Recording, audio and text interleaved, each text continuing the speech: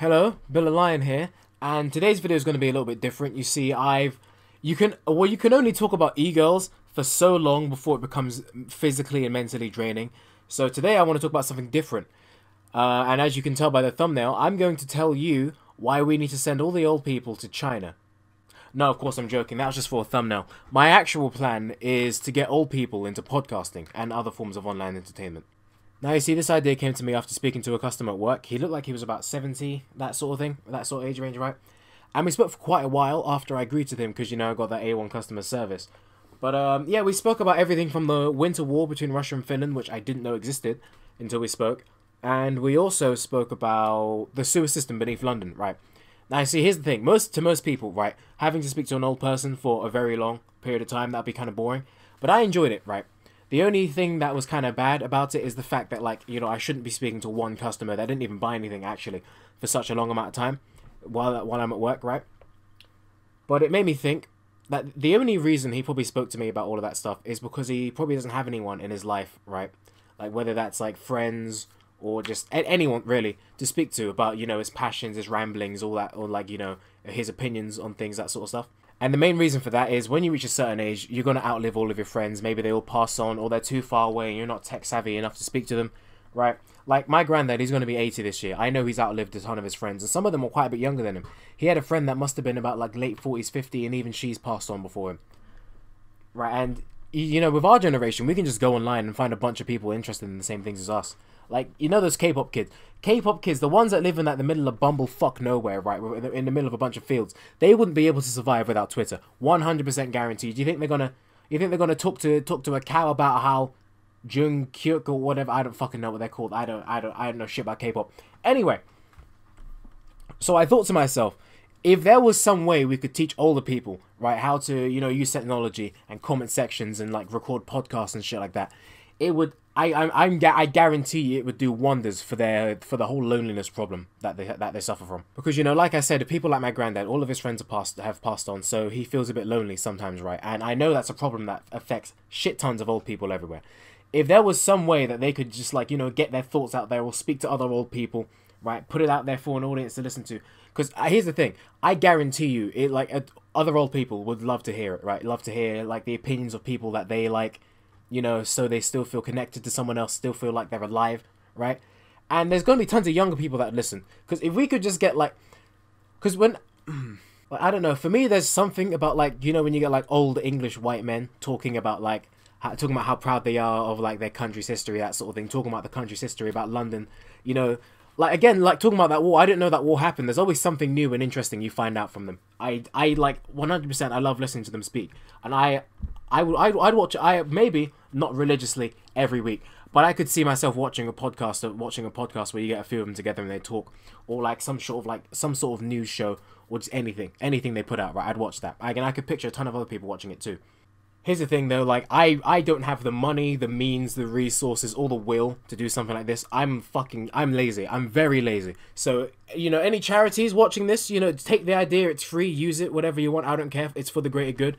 Just, you know, when the newspapers come running along, you know, they want some interviews. You know, come on, remember who gave the idea to you? Come on, old Billy, you know, throw some subs my way. That's all I'm asking.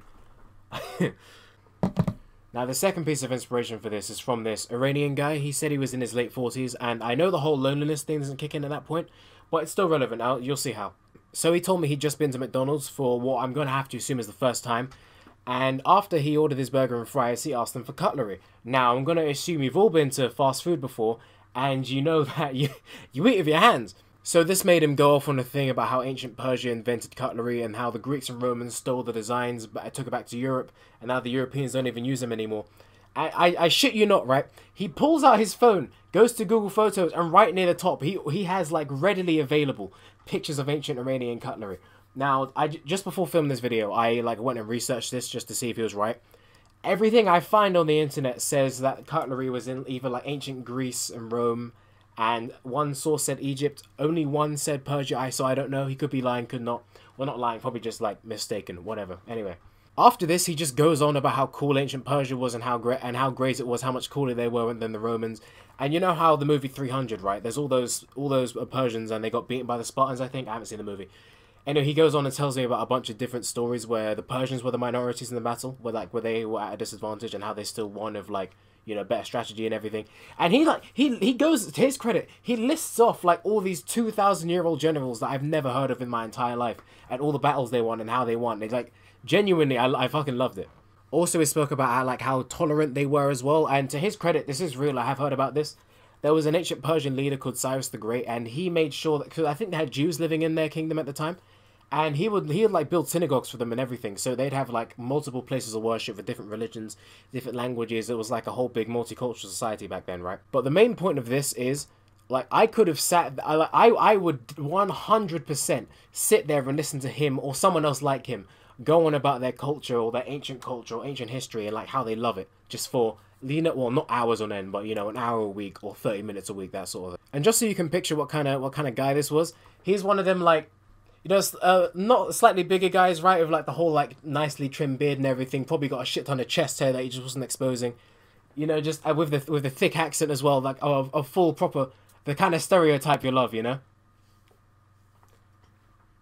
And if I could just get, like, if there was a show, right, some form of show on the internet of like 3 to 4 Persian uncles just going on weekly about how cool their culture is and how much better they are and just shit talking the Romans, I'd fucking watch that. And not even just them as well. If you could get like a bunch of Italian guys to go on and talk about how cool the ancient Romans were, something, doesn't even have to be the ancient culture, could be recent culture, could be current culture, whatever. That's what I'm trying to say.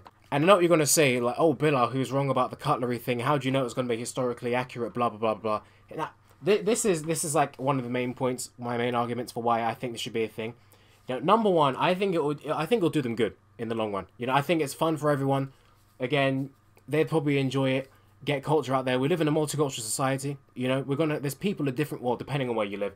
I live in London, so there's different people walking around everywhere, right? I'd love to know about their history as well, you know, to a certain degree. And also, this would be, like, mainly entertainment focused. Like, if you really want to know what went on, like, exactly back then and how it was, go and watch a fucking history YouTube channel, go and read a book, go and read an article, Wikipedia, that sort of thing. This is like an entertainment thing, you know, because realistically, who would you rather learn your history from, right? Some fucking nerdy guy that's fucking, read, like, 1 billion books, or some fucking, would you rather some fucking 48-year-old Persian man that's got the real Persian passion and pride, telling you like it is with the accent and everything, bragging about it, being cocky, whatever. I don't know about you guys, but I picked the latter. Anyway, guys, so that's really it. I know this video was slightly different, but like I said, I'm still gonna do stuff about e-girls, don't worry. You know, that basically is my whole fucking shtick now. I just wanted to take a little break. I have 2 ideas for e-girl videos that should be coming up soon if I don't feel lazy and take too long to make a video again. There's not much else to say. Oh, actually, fellow YouTuber Gummy Tombstone just hit 2K subscribers. I'll link his channel down below. You should go check him out. We're supposed to be doing a collaboration soon, just we haven't figured out any ideas for it. He shouted me out a few times on his channel. I thought it'd only be fair if I do the same. I genuinely like his stuff. He's very funny. You should go check him out. And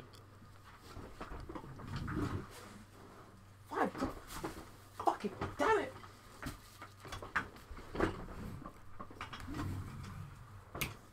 See ya.